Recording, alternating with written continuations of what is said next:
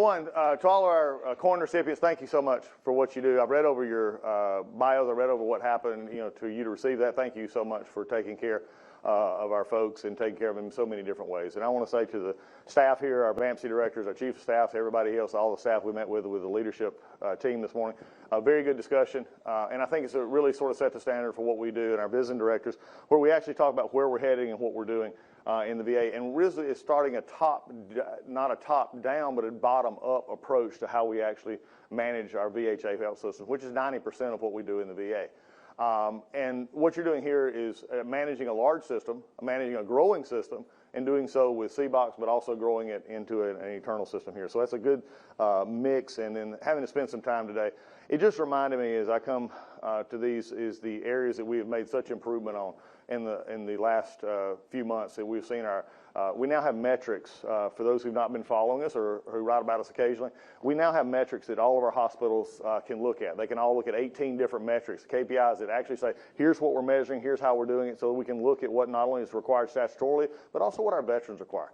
It's for many of you know that when I came in, I said there's going to be one thing true at the VA, and the veterans are going to be put first. And that's exactly what this means. It means that we're going to look for ideas and solutions that are bottom up instead of top down. We've had too many top down decisions that have ended up causing basically delays and problems over the years with people who've not been in the field. We're having a whole new functionality how we do our VHA healthcare. Our 170 plus hospitals, our 1,200 clinics are operations there, and everything else is support. Unfortunately, for the years prior to me and everywhere else, we sort of had that backwards. We said that everybody else, except the hospitals, they were support, we were operations, deciding on everything to do, but yet we were separated from really what doctor needed and nurses needed. So we're now listening to things. We've got some good stuff. We actually have one, and I've told them to be very careful. I said, because if you say something, be careful, you might get what you want. Our chief of staff's getting what he wants, and it's going to be happening pretty soon on a care that's going to make a monetary change, but also a very much helpful change to our doctors and our veterans who are getting care. So a lot of stuff going on I will have to say, though, that we are sitting in right now one of the best parts of the VA as far as dealing with the shutdown. My call to the Congress, pass the bill. Get the shutdown right now that's being held up in the Senate because we can't get, frankly, and this is not my words, this is the words of AP, it's the words of New Yorker, it's the words of New York Times. The Democrat shutdown has caused us 5 votes that they can't get the bill open up. So look, VHA, let me just assure everybody here, healthcare system is working. We have pre-approved funds. We go into an advanced funding appropriation. So nobody should be, no matter what you read or what you hear, if you need healthcare at the VA here, especially in Washington and all over the country, are actually operating. Our clinics are operating. They're going through exactly what they've been doing all along. And by the way, I just have to say they're doing it better, faster, and quicker, and more quality than we've seen in years. And I think that's the testament to the doctors, the nurses, the administrators saying, hey, for the first time, we can make changes that actually help our veterans. I received a call just the other day from a doctor out in Colorado who called me up because I had talked to him because he'd give some good care, and I just picked up the phone one day in the airport and called him and said, hey, I heard about what you did.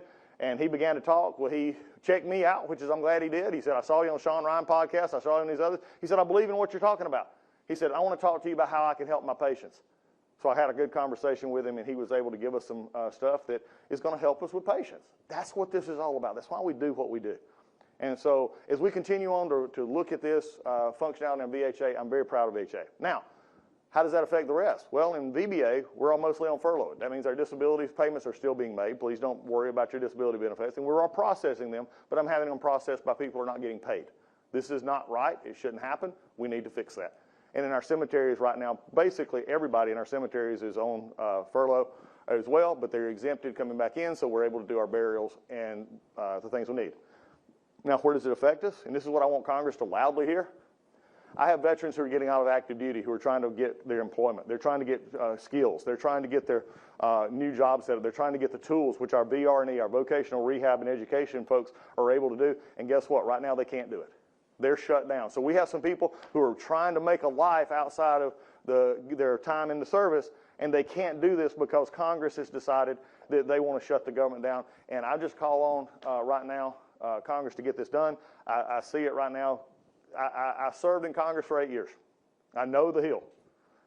It's time for my friends across the aisle to vote to open the government just like they've done 18 times while I was there and others, and then have the discussions that you need to do on policy. Quit holding my veterans hostage right now in the way we're doing it. So with that, I'll be happy to take a few questions. Go ahead. You're the only one there. There you go. So the Department of Agriculture announced that it is partially reopening some Farm Service Agency offices. Will VA benefits regional offices partially reopen as well?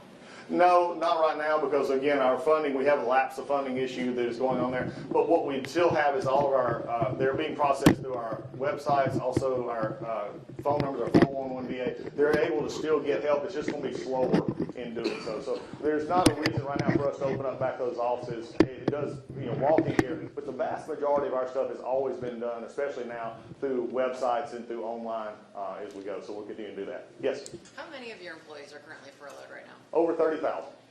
Next. Can you talk about, are you happy right now with the staffing levels that you have throughout the system? Have you reached the 30,000 cuts that you were looking for this year? And do you think that that's like the new steady state that you're hoping for, or do you think there's areas for growth going forward? Well, I think one of the things, the issues is we reorganized. I would take an issue of the cuts. We had 30,000 people who took early retirement, which was part of our reshaping. Out of which, by the way, 350,000 job positions were spared, and we're not allowed really to do that, including almost every hospital staff that we have in here. So we're in a good place right now. And some people ask me, well, where staffing-wise, where it needs to be in our FTE counts, and we're working that. And I look at it this way, that we're now, some numbers that I didn't give in my presentation, we're looking at those metrics. Right now, VA is judged by wait times. We should not be judged by wait times only, because that's only what Congress and we could get a handle on VA when we were having the scandals of the waiting list and stuff to make sure people got in. So when you look at those numbers, our metrics are going in a good direction. We're seeing quicker times for PAC services, quicker time for community care. We've actually opened back up community care, where the previous administration, the last 4 years, had basically shut down our access to community care. We're opening that back up, which has helped our veterans get more time. So when you look at it from that perspective, if we've taken this cut, but in disability claims, we're actually had 260,000 disability claims that were over 120 days when I started on February 1st. We're now at 128,000 disability claims right now. And our total volume was over 1 million when I stepped in. We're at 600,000 now. I don't think the problem was ever, for the most part, people and funding. It was a matter of leadership and getting stuff done. So I'm feeling good about where we're at. We're going to continue to look at making sure it's efficient as we go forward. Yes? Yeah, thank you, Mr. Secretary. Mike Lim of the Washington Times. I want to say I'm also a veteran, and this is my VA Medical Center. I would just like to know which departments within your within the department are these furloughs coming from, or are they sort of spread around among the VA? It's spread out a good bit, but mainly coming from VBA and NCA, and also VACO, the central office. Next week, Jim Ad runs out, and so the central office will be taking a large hit there as well. So we're still going to be about 40 to, I think maybe about 40, 50,000 most trips, that sort of the number, and then we'll work from there. Yes, I'll get front row next. Healthcare is the stick and the spoke that has ground government to a halt. Yes. You work, obviously, very closely in healthcare. Are there any sympathies to this cause? Is there any validation for these holdouts? And how do you think the path forward looks? Well, number one, our health care is outstanding at the VA, and we're not affected by this. Am I holding out sympathy for those who are not paying our air traffic controllers who really voted not to pay our troops into that? Not really. Next. Jacob Barnsworth with Scripps News. Thanks so much for doing this. The White House and Office of Management and Budget have suggested that furloughed workers might not be entitled to back pay once this shutdown ends. That's in contrast to federal law that seems to indicate that they are. Is your opinion or understanding that federal workers at the VA who are furloughed should be entitled to back pay? Well, I think if you actually read the law, the White House interpreted it accurately when they said that it's subject to appropriations. What was happening always in the past is they're subject to appropriation, the Congress will actually fund it, and they'll be paid. That's what they're calling. If you just simply read the law, that's what it says. So they're just interpreting it as the law is written, and Congress, it's up to Congress to fund it. I believe that Congress will, and I believe our folks will get paid. But that's the way the law reads. Brian. Brian Todd from CNN. We've been reporting that at some VA facilities, not all of them, but a few of them, that the sequences of mental health visits for some veterans, again, some veterans, have been curtailed under a policy that started previous to this administration. That is a policy that's been more strictly enforced recently.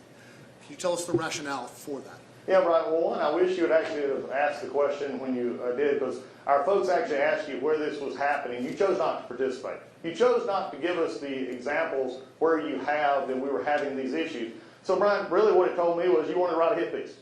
And you also had in your actual article itself a quote from someone who worked with the VA and also worked with it, and they said this is a natural occurrence, nothing new has happened. Also the draconian cuts under my administration. Here's the issue. We've changed nothing. And if somebody needs a mental health appointment, they're going to get their mental health appointment. The issue everywhere else as we deal with this is other agencies, they do have limits on how we work, and these have always been in place. Nobody is missing anything. Nothing has been taken away from them. And what really bothers me the most, Brian, is I appreciate anybody writing an article. But be honest in it. If you wanted us to respond to a different issue, if you wanted to respond to, say, a Washington Vampsy here, and a psychiatrist or somebody who says they're not able to give their mental health appointments, then let us know where that is so then I can see if they've misinterpreted the statute. You chose not to give our folks any example of where these were happening. That tells me you didn't want a story, you wanted a hit piece. Next. Thank y'all. I got one more. Given the progress that the VA has made addressing backlogs, how has the shutdown affected that work? It slowed it down, but we're still working. Our folks are still working. I got great employees, and the VA is working. We're just not able to put as many people on it right now as we have, but they're still working through it. And so I'm really proud of what they're doing to get that down. I'm hoping to have an announcement pretty soon that we're going to be at historic levels. And I think really right now we're at historic levels now because PACT Act, if you take COVID and PACT Act, which actually increased our workload a little bit, if you go back and take those and measure those accurately with 2019 levels, we're probably as close to historic levels of disability backlogs. And can I tell you another good story I'd love for y'all to write? We're actually looking at a possibility now with our partnership with Pete at Hexeth at Department of War, getting records quicker, that we could actually, and this is my hope, and I think we can do this within the next year, we get those records quicker, we could actually have disability claims processed in under 60 days on all claims, not just the ones that we're fast tracking. So I'm very proud of what we're doing. Script's got the last one. You mentioned at the top that something like 90% of folks work in VHA and are focused on healthcare within Yes. the VA more broadly.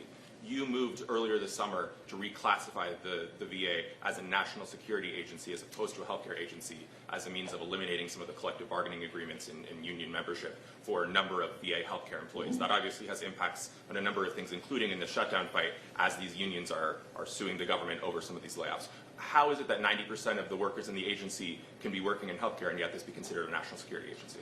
Because again, if you'd actually, I'm glad you asked the question so I can actually explain.